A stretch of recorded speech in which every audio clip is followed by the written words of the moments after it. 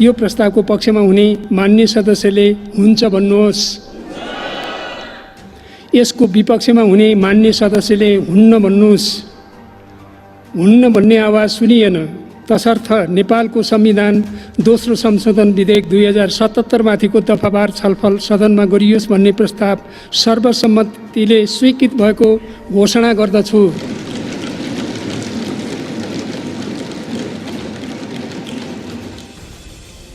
मान्य सरिता गिरी, के छ तपाईको संक्षिप्तमा राख्नु त।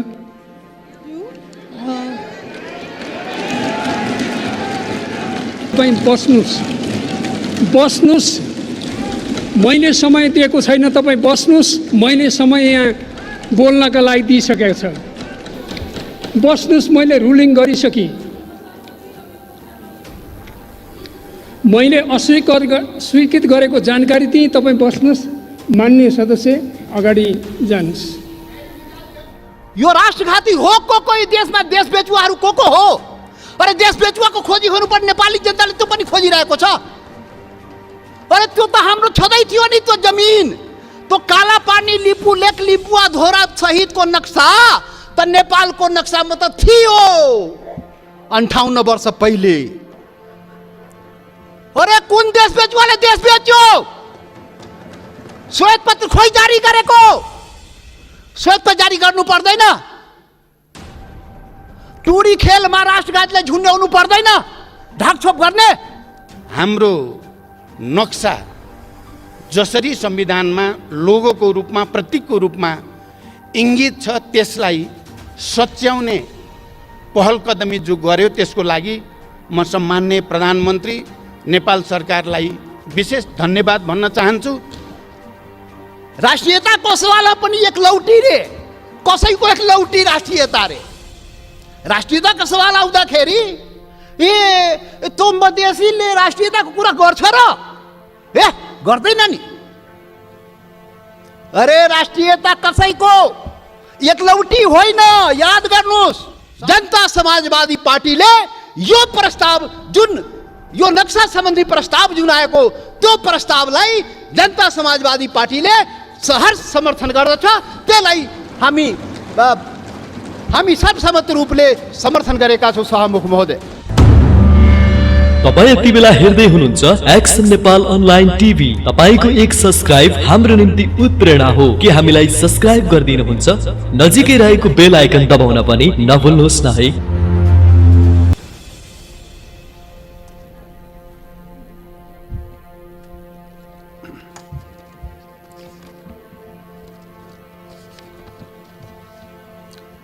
सम्माननीय सभामुख महोदय, तपाईँ यो बाल्नुभयो, किन बाल्नुभयो होला? खोइ अरू वक्ता बोल्दाखेरि बाल्नु भएन, समय बोल्नु भएन। मेरोमा किन बोल्नु, के अरे समय भन्नुभयो, किन बाल्नुभयो, कम बुझिएन। मान्य सदस्य, परम्परा त्यस्तै रहेछ। परम्परा त्यस्तै हो। भेदभाव गर्ने परम्परा कायमै राख्ने, त्यो पनि ठिकै हो। सभामुख महोदय, सभामुख महोदय, यो देशमा सैकड़ों हजारौं पटक संसदको बैठक बसेको छ, तर आजको बैठक सारा नेपाली जनता, सम्पूर्ण सबै नेपाली जनता टकटकी लगाएर यो संसदप्रति हेरिरहेको छ। सारा नेपाली जनताको प्रतिनिधि यो जुन संसदमा हामी राजनीतिक दलको रूपमा उपस्थित भएका छौँ, जनताको प्रतिनिधि त्यो राजनीतिक दलले आज यो ऐतिहासिक दिनमा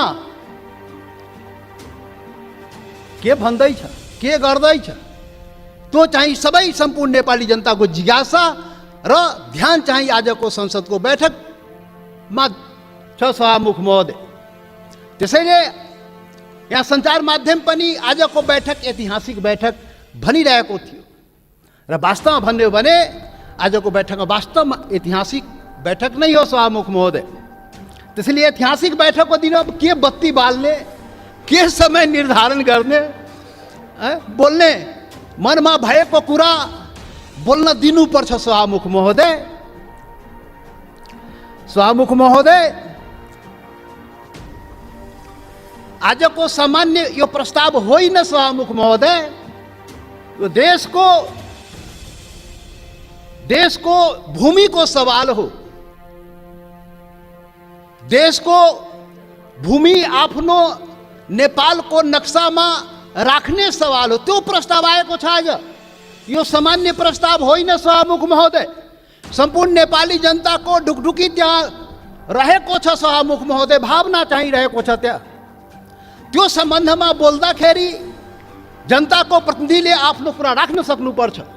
त्यसैले आज प्रतिबन्ध नलागियो सभामुख महोदय। सभामुख महोदय, यहाँ आजको जुन सवाल हो, जुन प्रस्ताव हो, तो राष्ट्रियतासँग पनि जोडिएको सवाल हो, सम्पूर्ण नेपालीको भावनासँग पनि जोडिएको सवाल हो, देशको के भन्छ सार्वभौमिकता, देशको अखण्डतासँग पनि जोडिएको सवाल हो। र त्यही सवालको रूपमा आज यो चाहिँ नेपालको नक्सामा त्यो चाहिँ त्यो कालापानी, लिपु लेक र लिम्पुवाधुरा लगायतका त्यो भूभाग नेपालको नक्सामा राख्ने प्रस्ताव यो संसदबाट स्वीकृत गराउन आइएको प्रस्ताव हो सभामुख महोदय। त्यसैले आजको प्रस्ताव बडा महत्त्वपूर्ण प्रस्ताव हो नेपाली जनताको लागि। सभामुख महोदय, नेपाली जनता आफ्नो सम्पूर्ण नेपाली जनता, हिमाल पहाड तराई मधेसका सबै नेपाली जनता आफ्नो देशप्रति, आफ्नो भूमिप्रति सजग छ, समर्पित छ, संवेदनशील छ। यो कुरा आज यो बैठकले देखाउन सक्नुपर्छ।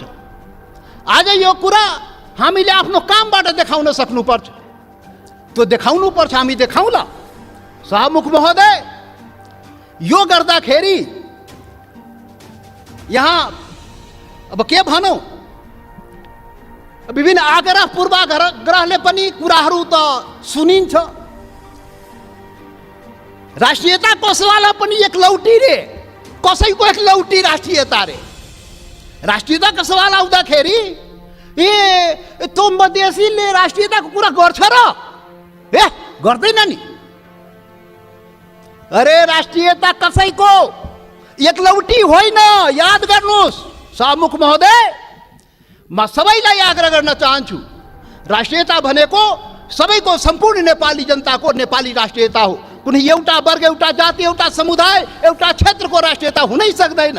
यदि त्यस्तो राष्ट्रियता भयो भने त्यो पङ्गु राष्ट्रियता हो। त्यो राष्ट्रियता चाहिँ काम लाग्दैन। त्यो राष्ट्रिय एकतालाई सबल गर्न सक्दैन, बलियो पार्न सक्दैन सभामुख महोदय। त्यसैले आजबाट राष्ट्रिय एकताको परिभाषा, राष्ट्रियताको परिभाषा र राष्ट्रवाद, राष्ट्रघातको परिभाषा ठिकसँग व्याख्या गरिनुपर्छ र बुझिनुपर्छ सभामुख महोदय। सभामुख महोदय, म धेरै आज म केही कुरा राखौँला, समय अलि लिउँला तपाईँको, र यो पनि देश र जनताकै हितमा हुन्छ, राष्ट्रिय एकताकै लागि हुन्छ, राष्ट्रियताका लागि बलियो बनाउने काम हुन्छ, जुन आज म विचार राखिरहेको छु सभामुख महोदय। सभामुख महोदय, यस्तो संवेदनशील घडीमा एकता देखाउने हो। नेपाली जनताले आफ्नो एकता नदेखाए आफ्नो सवालको लागि, आफ्नो भूमिको लागि त कसले देखाइदिने हो? नेपाली जनताले नै देखाउने हो र नेपाली जनताको प्रतिनिधिमूलक संस्था, यो प्रतिनिधि सभाले देखाउने हो। सभामुख महोदय, हाम्रा धेरै आउला यो संविधान संशोधनको कुरा आएको छ। यहाँ नक्सालाई लिएर त्यो चाहिँ संविधानमा, त्यो अनुसूचीमा संशोधन गर्ने प्रस्ताव आएको सभामुख महोदय।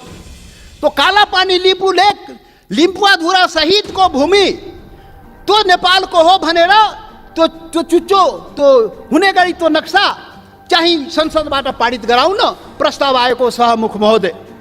संविधान संशोधन गर्न प्रस्ताव आएको सभामुख महोदय। सभामुख महोदय मार्फत सम्पूर्ण देशवासीलाई थाहा छ यो संविधानको बारेमा। यो संविधानको बारेमा हाम्रा आफ्ना रिजर्भेसनहरू रहेको छ। यो संविधान पूर्णता पाएन। यो संविधान सबैको हुन सकेन।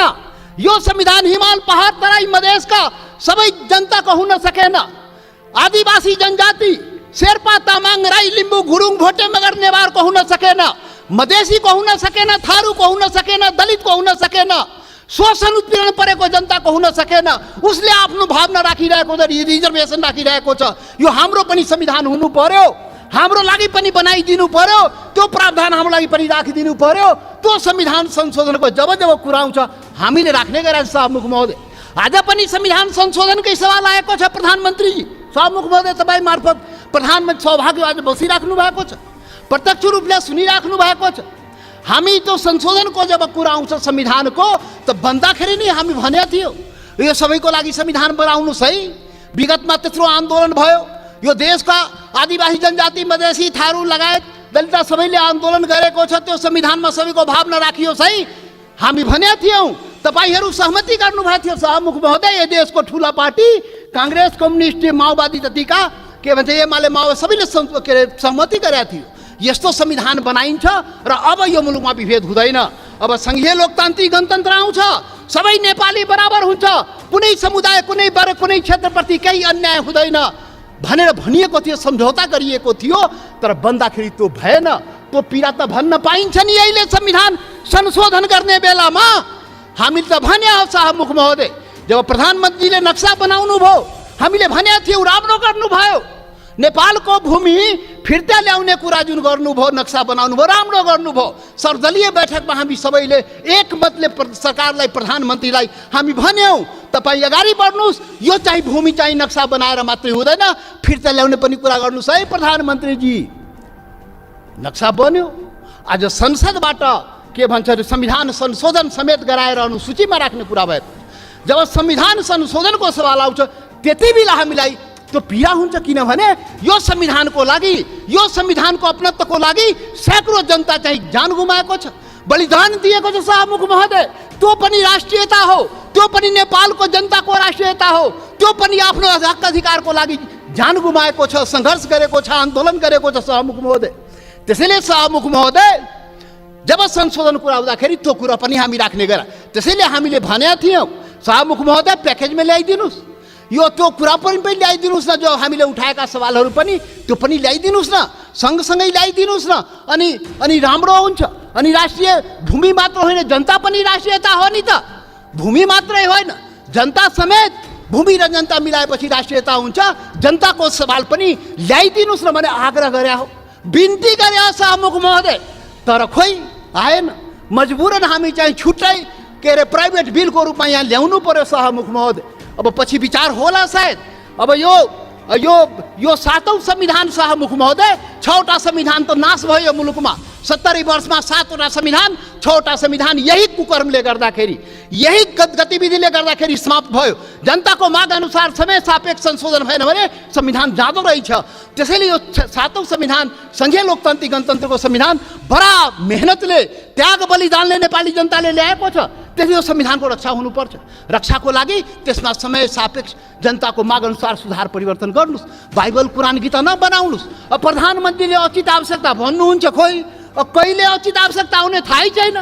अब खोइ कसरी हुन्छ हो, त्यो भएन सभामुख महोदय। त्यसैले आजको दिनमा त्यो याद गर्न, रिमाइन्ड गर्न खोजेको, सम्झाउन खोजेको यो संविधान संशोधनको सवाल आउँदाखेरि त्यो जनताको, त्यो हिमाल पहाड तराई मधेसका जनताको भावनालाई पनि सम्झिदिनुहोस्। सम्पूर्ण म भनेको थिएँ पहिलो दिनमा, पार्टी ठुलो भयो, दिललाई ठुलो बनाउनुहोस् प्रधानमन्त्रीजी भनेको थिएँ। प्रचण्डजी भनेको थिएँ तपाईँ दुईजना शीर्ष नेतालाई दिल ठुलो बनाउनुहोस्। त्यो दिलमा सम्पूर्ण नेपालीलाई समेट्नुहोस्, हिमाल पहाड तराई मधेसका सबैलाई समेट्नुहोस् र सबको नेता बन्नुहोस्, सबको संविधान बनाइदिनुहोस्। त्यो भनेको थिएँ। तर आजसम्म त्यो काम भएन।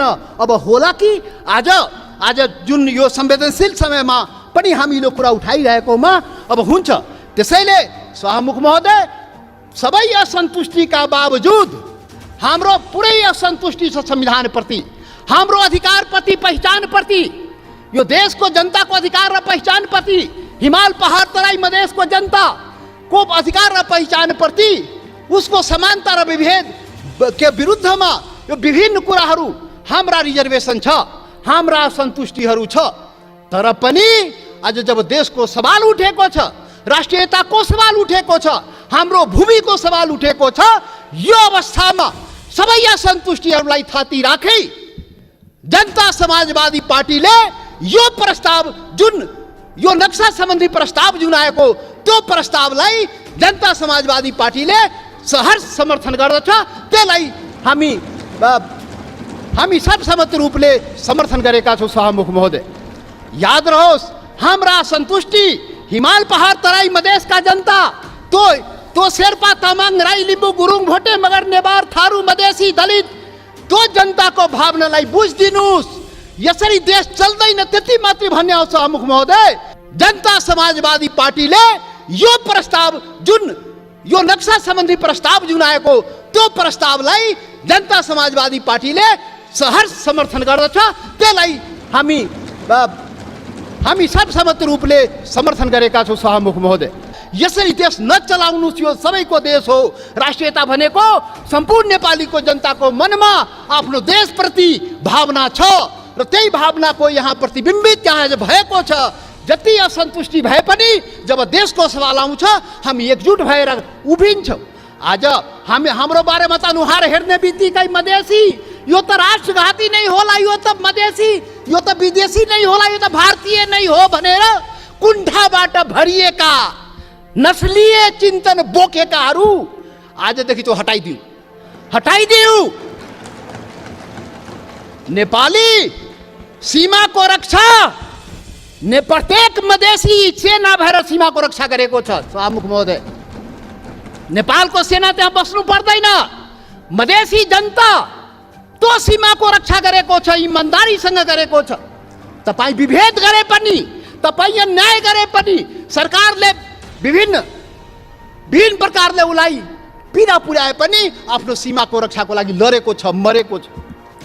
त्यसैले सभामुख महोदय, अब यो जनता समाजवादी पार्टी अब भर्खर हामी एकता प्रक्रियामा पुरा पनि भएको छ, निर्वाचन आयोगमा गएको छ। एक भइसकेर एक यो वैकल्पिक शक्ति निर्माणको लागि, राष्ट्रिय शक्ति निर्माणको लागि हामी प्रक्रियामा अगाडि बढिसक्यौँ। सभामुख महोदय, अब अन्तमा सभामुख महोदय, अब तपाईँ लाइन त नकाट्नु होला, अब अन्तमा आइसके। सभामुख महोदय, एउटा कुरा देशवासी जान्न चाहन्छ, ल यो फेरि राष्ट्रघात यो देशमा हुने हो कि? यो राष्ट्रघाती को हो यो देशमा? पहिचान गर्नु पर्यो। यो राष्ट्रघाती हो को यो देशमा? देश बेचुवाहरू को हो? अरे देश बेचुवाको खोजी गर्नुपर्ने नेपाली जनताले त्यो पनि खोजिरहेको छ। अरे त्यो त हाम्रो छँदै थियो नि, त्यो जमिन, त्यो काला पानी लिपु लेक लिम्पुवा धोरा सहितको नक्सा त नेपालको नक्सामा त थियो 58 वर्ष पहिले। अरे कुन देश बेचुवाले देश बेच्यो? श्वेत पत्र खोइ जारी गरेको? श्वेत पत्र जारी गर्नु पर्दैन? टुडी खेलमा राष्ट्रघातलाई झुन्ड्याउनु पर्दैन? ढाकछोप गर्ने? अरे सभामुख महोदय, महाकाली सन्धि हुँदाखेरि, अरे 25 वर्ष पहिले महाकाली सन्धि भएको थियो र यही संसदबाट पारित गराइएको थियो। त्यो महाकाली सन्धि कसरी भयो? अरे त्यसमै थियो नि महाकाली सन्धिमा लिपुले काला पानी लिम्पुवा धुराको महाकालीको स्रोत, त्यो नदीको स्रोत मुहान कता, त्यो क्लियर भएको भए त हाम्रो जमिन मिचिन थियो र किन भएन? यही संसदबाट पारित गराइएको थियो। कसले पारित गरायो? कसले सम्झौता गर्यो? कसले पारित गरायो? म त सुनेको छु, त्यति बेला म सांसद थिइनँ। पार्टी पनि फोरेर पारित गराइयो भो। अरे कस्तो राष्ट्रवादी काम गरे हो? महाकालीलाई संसदबाट पारित गराउँदाखेरि त्यो मुहानको चाहिँ, महाकालीको मुहानको चाहिँ पत्तो नलाउने र त्यसलाई चाहिँ संसदबाट पारित गर्ने। त्यसैले राष्ट्रघातीको पहिचान हुनुपर्छ सभामुख महोदय। सकिनै लाग्यो सभामुख महोदय। यो राष्ट्रवादी कुरा हो, यो खोखला राष्ट्रवादी कुरा होइन।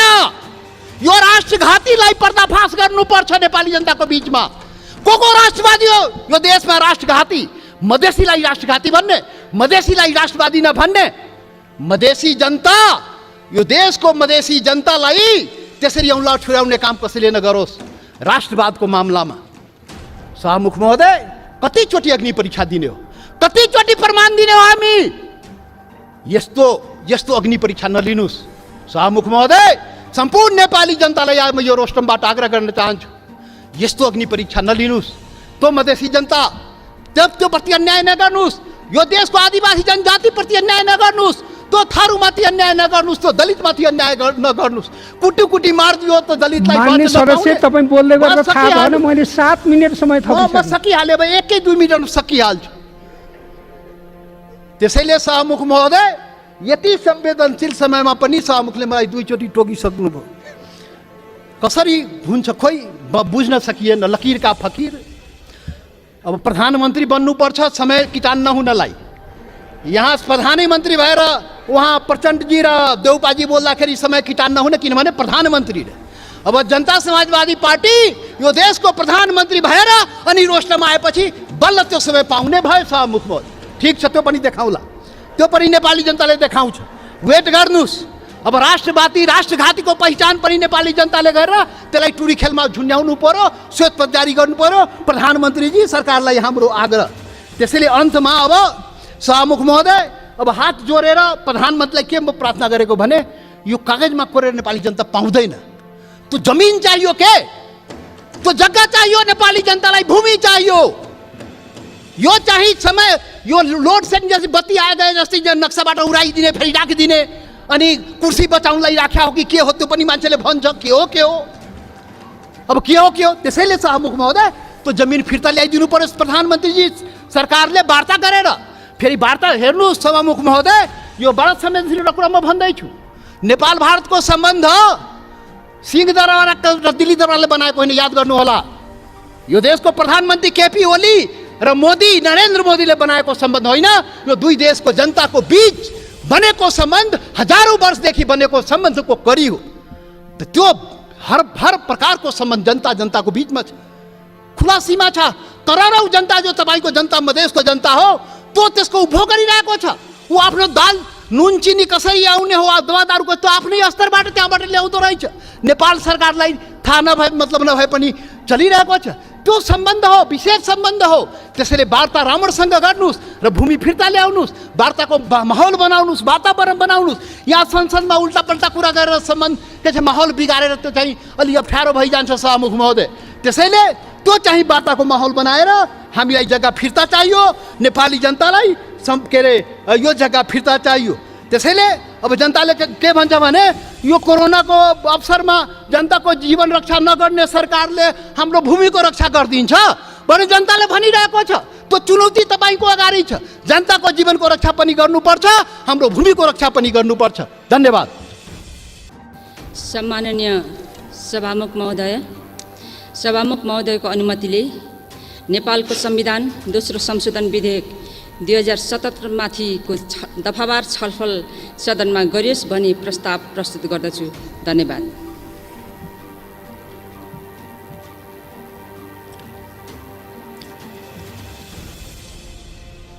अब नेपालको संविधान दोस्रो संशोधन विधेयक 2077 माथिको दफावार छलफल सदनमा गरियोस् भन्ने प्रस्तावलाई निर्णयार्थ प्रस्तुत गर्दछु। यो प्रस्तावको पक्षमा हुने मान्य सदस्यले हुन्छ भन्नुहोला र यसको विपक्षमा हुने मान्य सदस्यले हुन्न भन्नुहोला। यो प्रस्तावको पक्षमा हुने मान्य सदस्यले हुन्छ भन्नुहोस्। यसको विपक्षमा हुने मान्य सदस्यले हुन्न भन्नुहोस्। हुन्न भन्ने आवाज सुनिएन, तसर्थ नेपालको संविधान दोस्रो संशोधन विधेयक 2077 माथिको दफावार छलफल सदनमा गरियोस् भन्ने प्रस्ताव सर्वसम्मतिले स्वीकृत भएको घोषणा गर्दछु।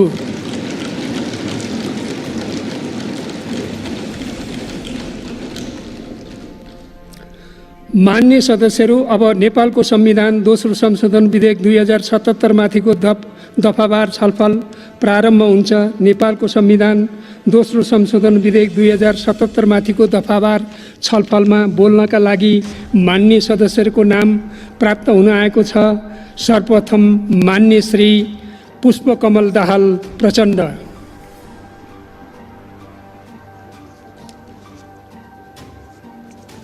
मान्य सरिता गिरी, के छ तपाईँको संक्षिप्तमा राख्नु त।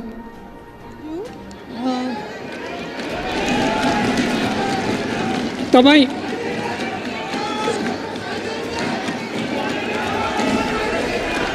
तपाईँ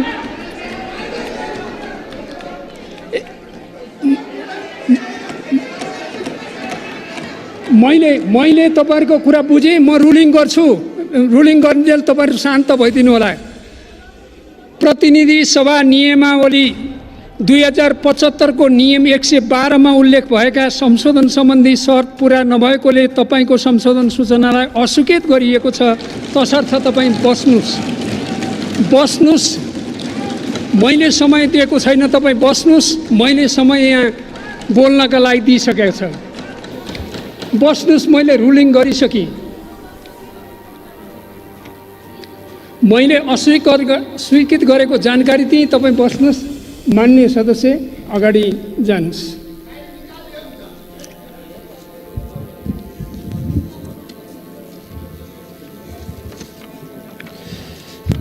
सम्मान्य सभामुख महोदय,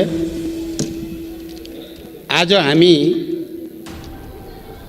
संविधान संशोधनको अत्यन्त महत्त्वपूर्ण र संवेदनशील विषयमा निर्णय गर्नको लागि संसदको यो गरिमामय सदनमा उपस्थित भएका छौँ। केही वर्षदेखि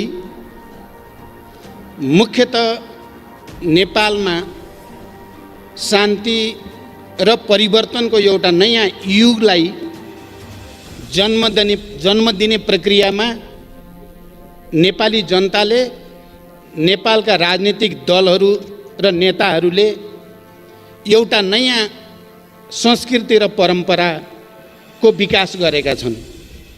त्यो हो राष्ट्रिय महत्त्वका, ऐतिहासिक महत्त्वका र दूरगामी महत्त्वका विषयहरूमा सहमति र समझदारीबाट अगाडि जाने, राष्ट्रलाई निकास दिने र गति दिने यो एउटा नयाँ संस्कृतिको रूपमा नै विकास भएर आएको छ।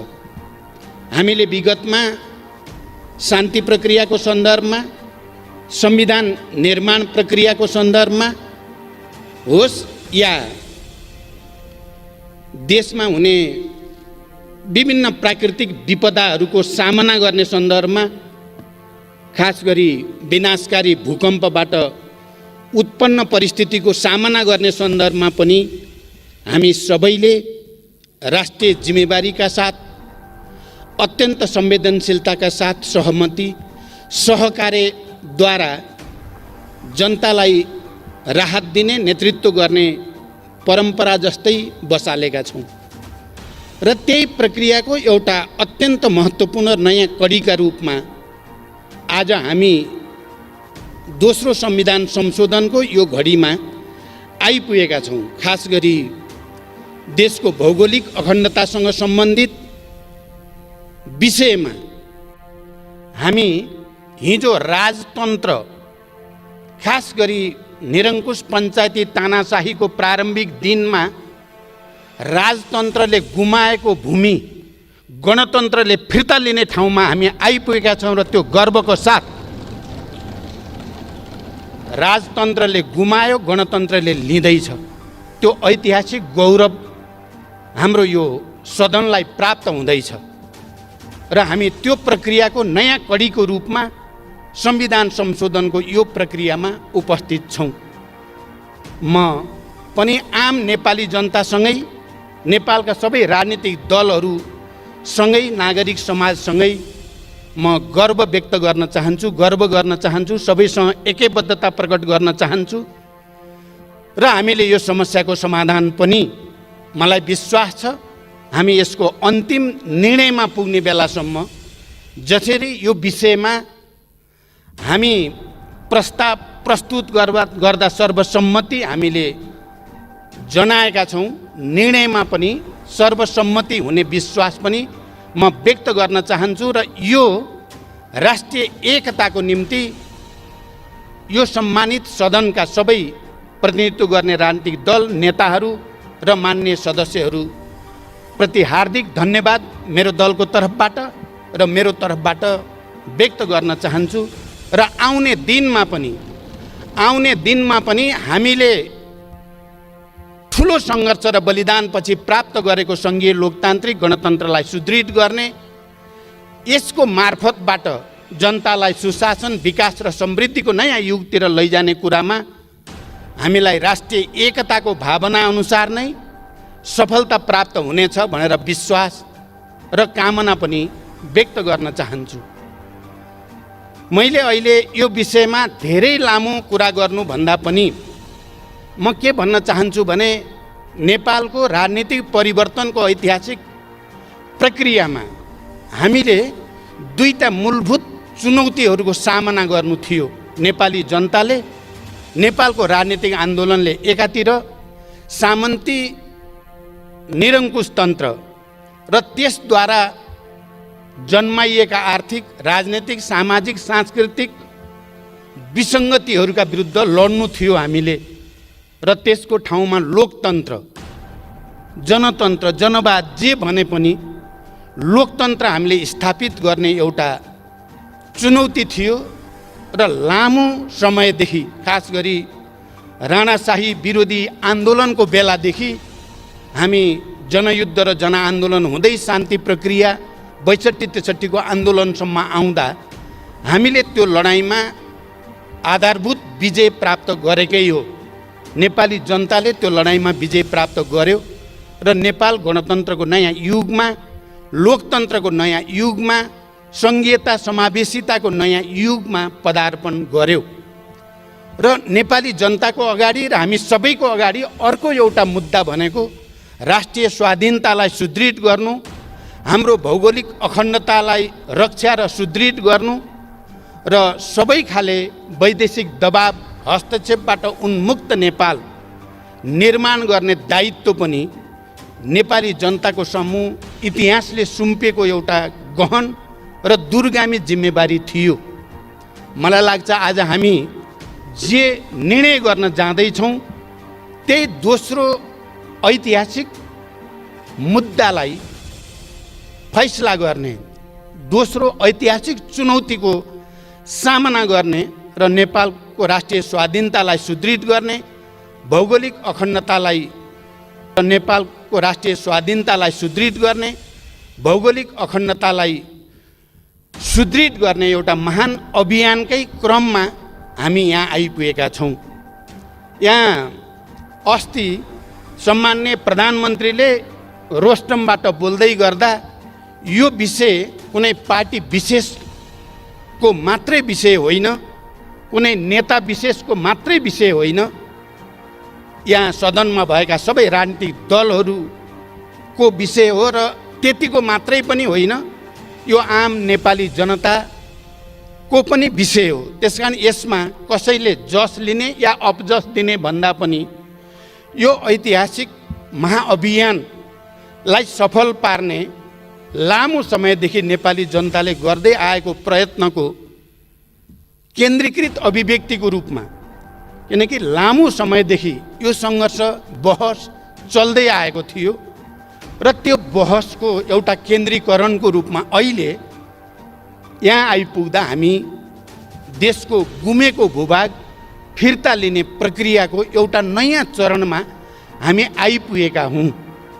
आज यो विषयलाई, यति संवेदनशील गम्भीर राष्ट्रिय विषयलाई सहमति बनाउँदै, किनकि बिचबिचमा हामी सबैलाई थाहा छ सर्वदलीय बैठकहरू बस्दै सहमतिको निम्ति प्रयासहरू गर्दै र यो विषयको गम्भीरता र जिम्मेवारी र संवेदनशीलता अनुसार नै राष्ट्रिय समझदारी बनाउँदै अहिले सरकारले यसलाई संविधान संशोधनद्वारा हाम्रो नक्सा जसरी संविधानमा लोगोको रूपमा, प्रतीकको रूपमा इङ्गित छ, त्यसलाई सच्याउने पहल कदमी जो गर्यो त्यसको लागि म सम्माननीय प्रधानमन्त्री नेपाल सरकारलाई विशेष धन्यवाद भन्न चाहन्छु र यसमा साथ दिने सबै राजनीतिक दलहरू, नागरिक समाज र आम नेपाली जनतालाई पनि म हृदयदेखि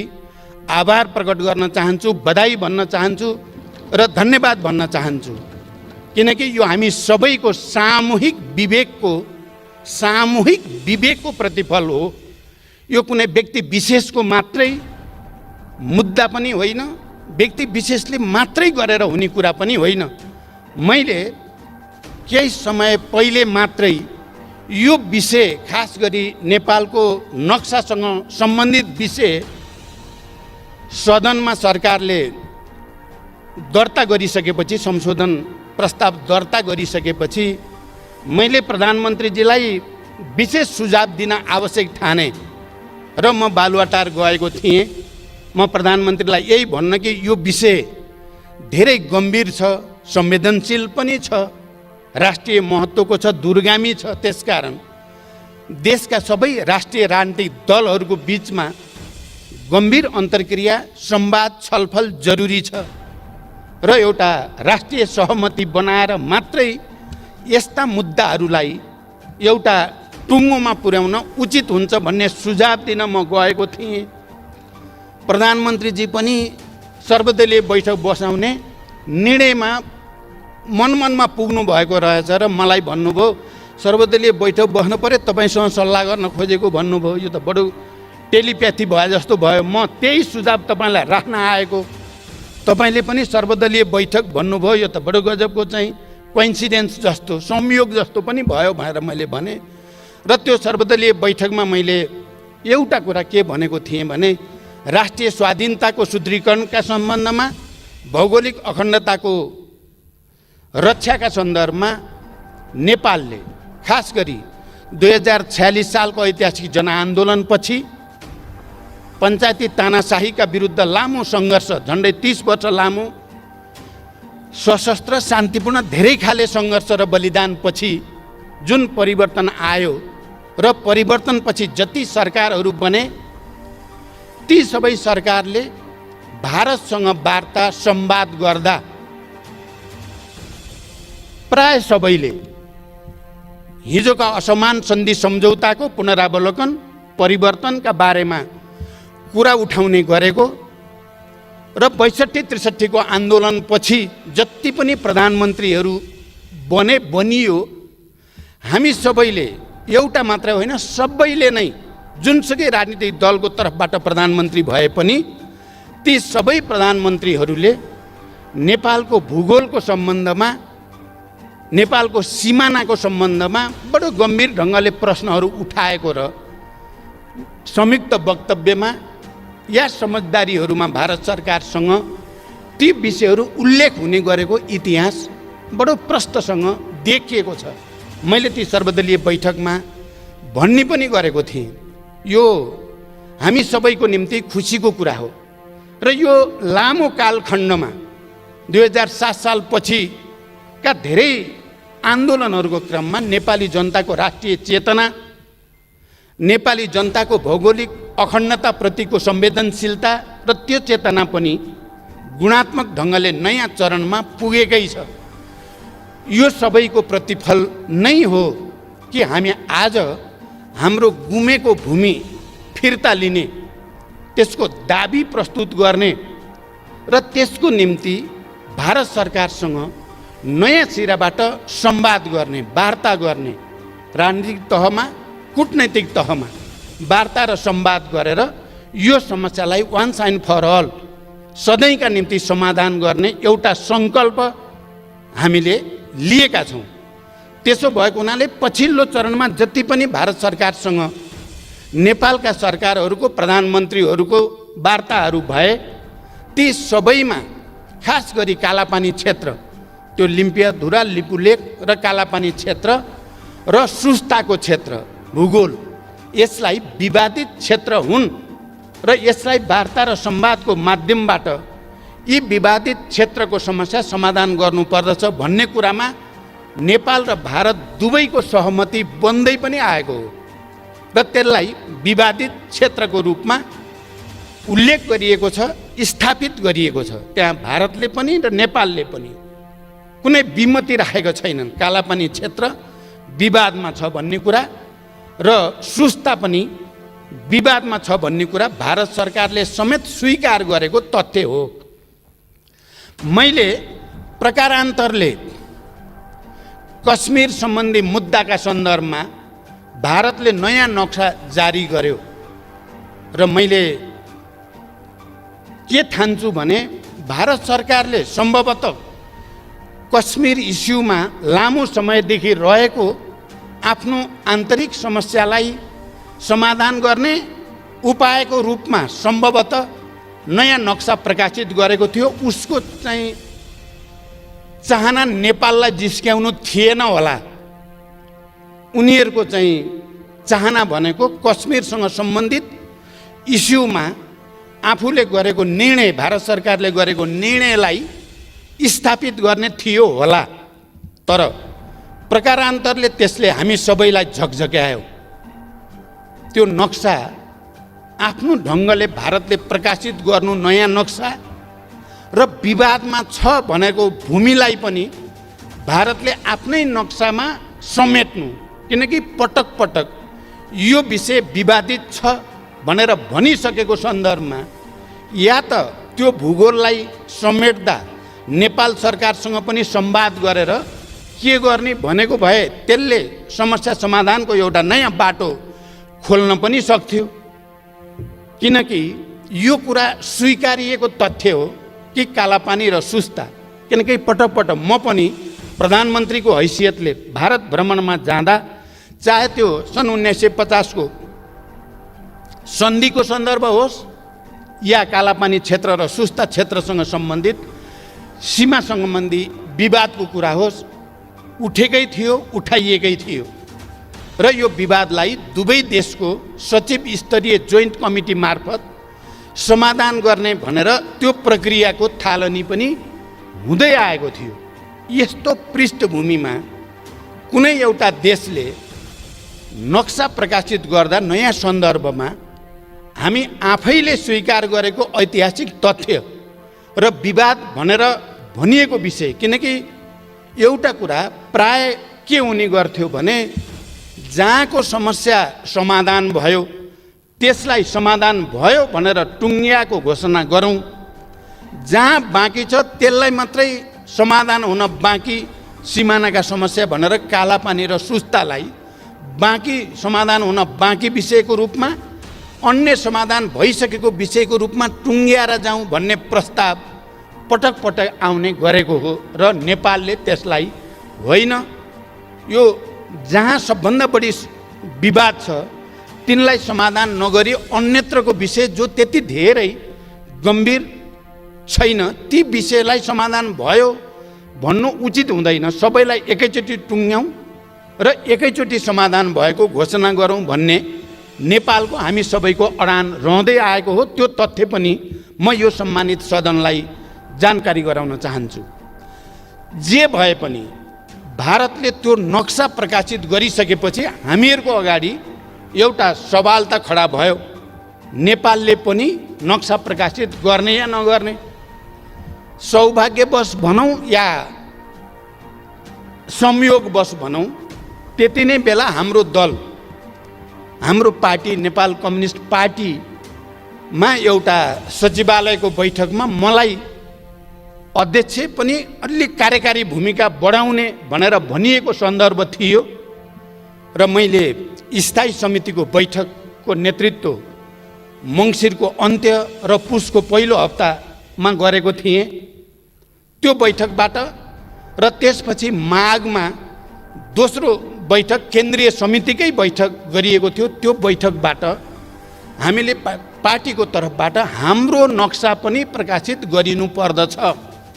नेपालले पनि हामीले हाम्रो भूभाग जसमा हामी भित्र दुविधा छैन, नेपालीहरूको बिचमा कुनै विमति छैन, त्यो सर्वसम्मत भएको कालापानी, लिपुलेक र लिम्पियाधुरा यो भूभाग समेटेर नेपालले पनि नक्सा प्रकाशित गर्नुपर्दछ भन्ने निर्णय हामीले गर्यौँ र मैले पार्टी अध्यक्षको हैसियतले अर्को अध्यक्ष र प्रधानमन्त्री, सम्माननीय प्रधानमन्त्री कमरेडलाई नक्सा प्रकाशित गर्ने बारेमा पार्टीका निर्णयहरूको जानकारी पनि गराउँदै आएको थिएँ। त्यसकारण यो नक्साको कुरा अहिले मात्रै उठ्यो, अहिले मात्रै टुङ्गियो भन्ने कुरा होइन। जति बेला भारतको तर्फबाट नक्सा प्रकाशित भयो, हाम्रो जिम्मेवारी र दायित्व बन्थ्यो कि हामीले पनि नक्सा प्रकाशित गरौँ।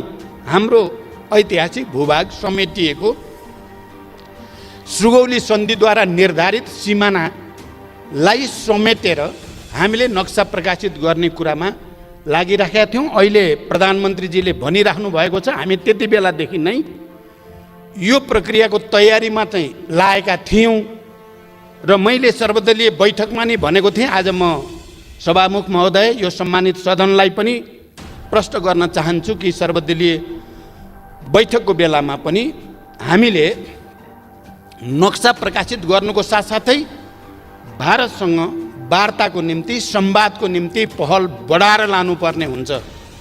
मैले प्रधानमन्त्रीजीले ड्राफ्ट गरेको डिप्लोमेटिक नोट मलाई पनि पढ्ने अवसर प्राप्त भयो। प्रधानमन्त्रीजी र मैले सँगै पनि त्यसलाई हेऱ्यौँ।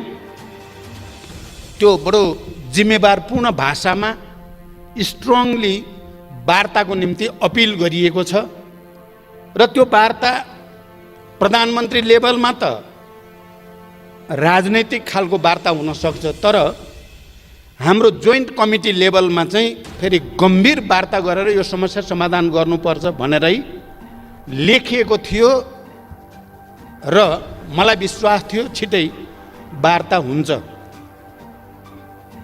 र नक्सा प्रकाशित गर्नुभन्दा अगाडि नै वार्ता भएर समस्याको समाधान भयो भने त्यो धेरै राम्रो कुरा हो।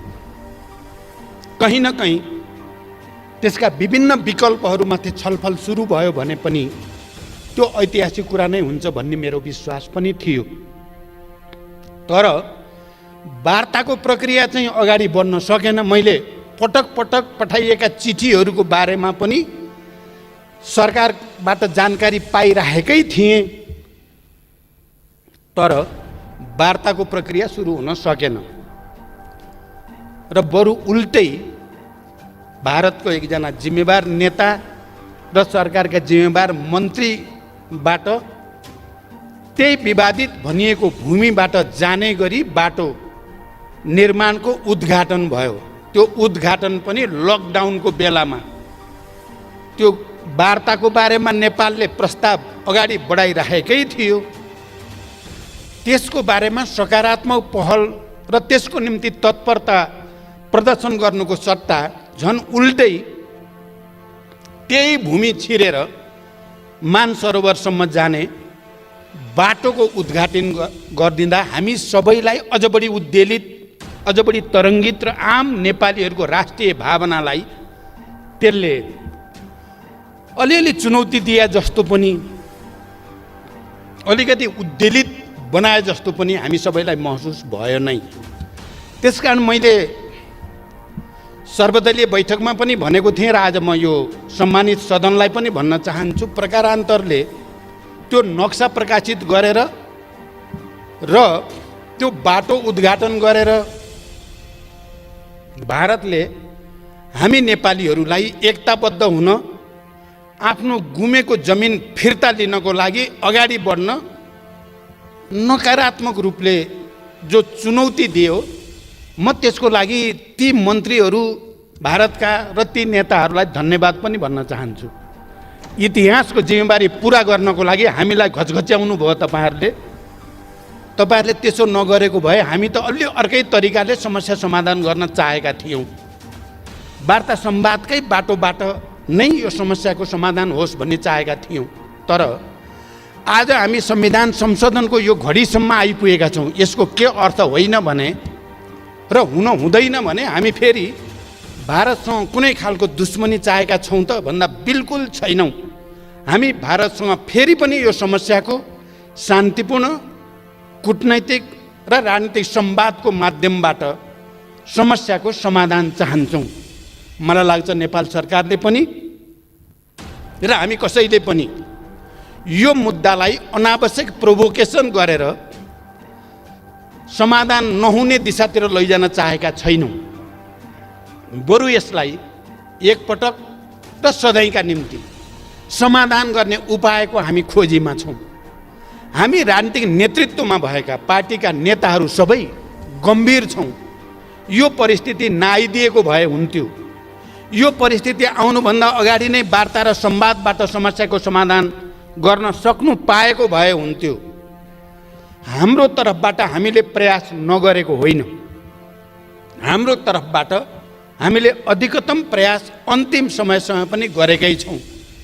आज संविधान संशोधन मार्फत हामीले संविधानमा यो लोगोलाई अहिले नयाँ नक्सा अनुसार अपग्रेड गरे पनि संशोधन गरे पनि हामी भारत सरकारसँग फेरि पनि विनम्रतापूर्वक आग्रह गर्न चाहन्छौँ। हामी मित्रता चाहेका छौँ। हामी असल छिमेकीको एउटा नयाँ सम्बन्धको युगतिर लान चाहेका छौँ। हामी विकास र समृद्धिको नयाँ युगतिर नेपाललाई लान चाहेका छौँ र यसमा भारतको मैत्री र सहयोग अपरिहार्य छ। त्यसकारण म के भन्न चाहन्छु भने आज यो सम्मानित सदनबाट यो निर्णय सर्वसम्मत रूपबाट हुनु भनेको भारतसँग दूरी बढाउनु चाहिँ होइन, बरु भारतलाई यो समस्या समाधानको निम्ति अझ बढी घचघच्याउनु, उहाँहरूलाई अझ बढी प्रेरित गर्नु, उहाँहरू यो समस्याको सत्य तथ्यका आधारमा, ऐतिहासिक तथ्य तथ्याङ्क दस्तावेजका आधारमा समस्याको सदाका लागि समाधान गरेर एउटा असल मैत्रीको एउटा नयाँ चरणतिर लैजानको लागि एउटा वातावरण बनोस् भन्ने हाम्रो चाहना छ। म नेकपाको तर्फबाट यो कुरो बडो प्रष्ट भाषामा भन्न चाहन्छु। हामी हाम्रा छिमेकीहरूसँग, भारतसँग, चीनसँग एउटा सुमधुर मैत्री सम्बन्ध सन्तुलित र हाम्रो स्वतन्त्र असंलग्न परराष्ट्र नीति अनुसारको एउटा नयाँ सम्बन्ध विकास गरेर हामी नेपाली जनताको समृद्धि र विकासको आकाङ्क्षालाई सम्बोधन गर्न चाहेका छौँ। र हामीले यहाँ आज राष्ट्रिय सहमति हो। यद्यपि हामी विचारधारात्मक रूपमा, राजनैतिक रूपमा विभिन्न पार्टीका छौँ, विभिन्न राजनीतिक दलमा छौँ, विभिन्न दर्शनका अनुयायीहरू छौँ, तर नेपालको यो राष्ट्रिय मुद्दामा हामी सबै एक छौँ। सबै दलहरू एक छौँ।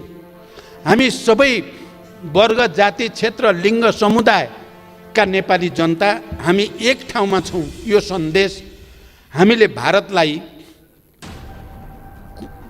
चाहिँ कुनै किसिमले भारतलाई अप्ठ्यारो पार्नको लागि यो एकता प्रदर्शन भएको होइन, बरु भारतले हाम्रो समस्या ठिक ढङ्गले बुझिदियोस्, नेपाली जनताको भावनालाई, नेपाली जनताको चाहनालाई भारतले राम्रोसँग विचार गरिदियोस् भन्ने एउटा सन्देश प्रवाह गर्न चाहेका छौँ।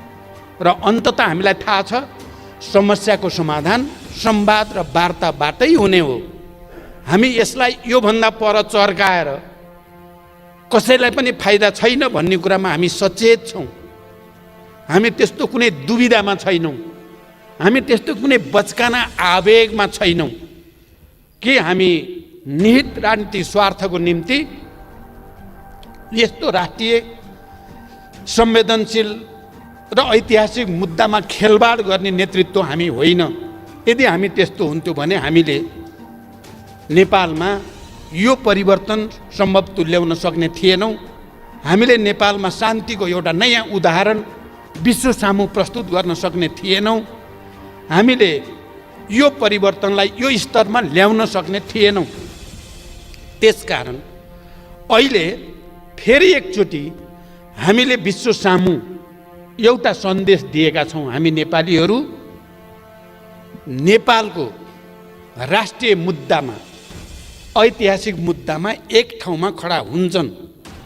हिजो पनि हामीले त्यो साबित गरेका हौँ, आज पनि हामीले त्यो साबित गरेका छौँ र मलाई विश्वास छ भोलि पनि हामी राष्ट्रिय मुद्दामा एकजुट भएर नै विश्वलाई एउटा सन्देश दिइराख्नेछौँ। म भारतको सरकार, त्यहाँका राजनीतिक नेताहरू, राजनीतिक दलहरू, त्यहाँका बुद्धिजीवी, त्यहाँका पत्रकारहरूलाई पनि नेपाली जनताको यो भावना र संवेदनशीलतालाई गम्भीरतापूर्वक लिइदिन म हार्दिक रूपले आग्रह गर्न चाहन्छु।